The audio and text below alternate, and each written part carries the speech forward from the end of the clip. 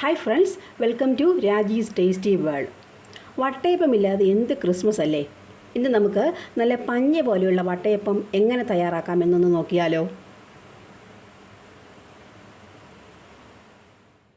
വട്ടയപ്പം തയ്യാറാക്കാനായിട്ട് 2 ഗ്ലാസ് പച്ചരിയാണ് ഞാനിവിടെ കുതിർക്കാനായിട്ട് വെച്ചിരിക്കുന്നത്. ഒരു 4 മണിക്കൂർ കുതിർത്ത് വെച്ചിട്ടുണ്ട്. ഇനി നമുക്കിതൊന്ന് ഡ്രെയിൻ ചെയ്തെടുക്കാം. പച്ചരി നമ്മൾ സെലക്ട് ചെയ്യുമ്പോൾ നല്ല ക്വാളിറ്റിയുള്ള, ഇതുപോലെ നല്ല ക്വാളിറ്റിയുള്ള പച്ചരി തന്നെ നമ്മൾ എടുക്കാനായിട്ട് ശ്രദ്ധിക്കണം. എങ്കിൽ മാത്രമേ വട്ടയപ്പം നല്ല സോഫ്റ്റായിട്ട് നമുക്ക് കിട്ടുകയുള്ളൂ. അരി ഞാനിവിടെ ഡ്രെയിൻ ചെയ്തെടുത്തിട്ടുണ്ട്. ഇനി നമുക്കിതൊന്ന് മിക്സിയുടെ ജാറിലേക്ക് ഇട്ട് കൊടുക്കാം.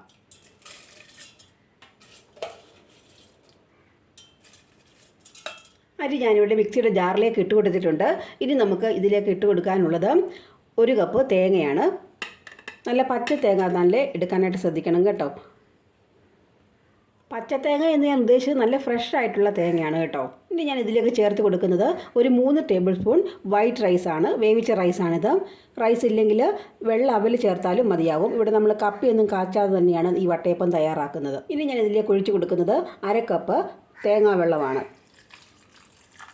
ഇനി നമ്മുടെ വട്ടയപ്പത്തിന് മധുരത്തിന് ആവശ്യമുള്ള പഞ്ചസാര ഇട്ട് കൊടുക്കാം. ഇതൊരു 5 ടേബിൾ സ്പൂൺ പഞ്ചസാരയുണ്ട്. നിങ്ങളുടെ മധുരത്തിന് ആവശ്യത്തിനനുസരിച്ച് ഇട്ട് കൊടുക്കാവുന്നതാണ്.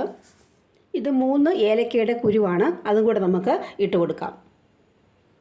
ഇനി നമുക്ക് വേണ്ടത് ഇൻസ്റ്റൻറ്റ് ഈസ്റ്റാണ്. ഞാനിപ്പോൾ ഇവിടെ ചേർക്കുന്നത് ഇൻസ്റ്റൻറ്റ് ഈസ്റ്റാണ്. നിങ്ങൾക്കല്ലെങ്കിൽ സാധാരണ ഈസ്റ്റ് ചേർക്കാവുന്നതാണ്. പക്ഷേ ഒരു 6-7 മണിക്കൂറെങ്കിലും ഫെർമെൻറ്റ് ചെയ്യാനായിട്ട് നമ്മൾ വെക്കേണ്ടതാണ്. ഇൻസ്റ്റൻറ്റ് ഈസ്റ്റ് ചേർക്കുമ്പോൾ വളരെ പെട്ടെന്ന് തന്നെ അത് ഫെർമെൻറ്റായി വന്നുകൊള്ളും. ഞാനിവിടെ ഈസ്റ്റ് ഏകദേശം ഒരു 1.5 ടീസ്പൂണാണ് ചേർക്കുന്നത്.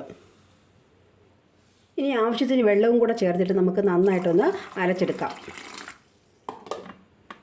വട്ടയപ്പത്തിലുള്ള മാവ് ഇവിടെ അരച്ചെടുത്തിട്ടുണ്ട്. ഇനി നമുക്കിതൊന്ന് ഫെർമെൻറ്റ് ചെയ്യാനായിട്ട് വയ്ക്കാം. മാവ് നന്നായിട്ട് തന്നെ പുളിച്ച് വന്നിട്ടുണ്ട് കണ്ടോ. ഇനി നമുക്ക് വട്ടയപ്പം ഉണ്ടാക്കിയെടുക്കാം. ഇതുപോലൊരു സ്റ്റീൽ പാത്രത്തിലാണ് കേട്ടോ ഞാനിന്ന് വട്ടയപ്പം തയ്യാറാക്കിയെടുക്കുന്നത്. ഇതിലേക്ക് നമുക്കൊരല്പം വെളിച്ചെണ്ണ അല്ലെങ്കിൽ നെയ്യോ തൂക്കിക്കൊടുക്കാം. ഞാൻ അല്പം വെളിച്ചെണ്ണ ഒന്ന് പുരട്ടി കൊടുക്കുന്നുണ്ട്. വട്ടയപ്പം പാത്രത്തിൽ ഒട്ടിപ്പിടിക്കാതിരിക്കാൻ വേണ്ടിയിട്ടാണ് കേട്ടോ ഇങ്ങനെ ചെയ്യുന്നത്. വശങ്ങളിലേക്ക് അല്പം ഒന്ന് പുരട്ടി കൊടുക്കാം. ഇനി മാവ് കുറേശ്ശെ നമുക്ക് ഇതിലേക്ക് ഒഴിച്ചു കൊടുക്കാം.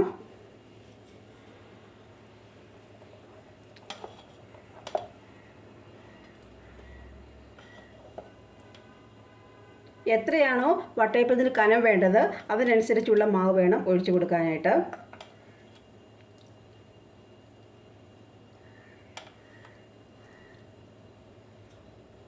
ഈ ഒരളവിൽ ഞാൻ മാവ് കോരി ഒഴിച്ചിട്ടുണ്ട്.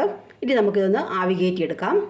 ഒരു ഇഡലി പാത്രത്തിലേക്ക് ഞാനിപ്പോൾ മാവ് ഒഴിച്ചിരിക്കുന്ന പാത്രം വെച്ച് കൊടുത്തിട്ടുണ്ട്. ഇനി നമുക്ക് ഒരു 15 മിനിറ്റ് ഒന്ന് ആവി കയറ്റിയെടുക്കാം. ഒരു 20 മിനിറ്റ് കഴിഞ്ഞിട്ടുണ്ട്. നമ്മുടെ വട്ടയപ്പം ഇവിടെ നന്നായിട്ട് തന്നെ കണ്ടോ, നല്ല സോഫ്റ്റായിട്ട് തന്നെ കിട്ടിയിട്ടുണ്ട്. ഇനി ഇത് തണുത്തതിന് ശേഷം നമുക്ക് പാത്രത്തിൽ നിന്നും ഇളക്കി മാറ്റാം. ചൂടാറുന്നതിന് മുമ്പ് മാറ്റിയാൽ അത് പാത്രത്തിൻ്റെ അടിഭാഗത്ത് ഒട്ടിപ്പിടിക്കാനുള്ള ചാൻസ് ഉണ്ട്. അതുകൊണ്ട് തണുത്തതിന് ശേഷം മാത്രമേ ഇളക്കിയെടുക്കാവൂ.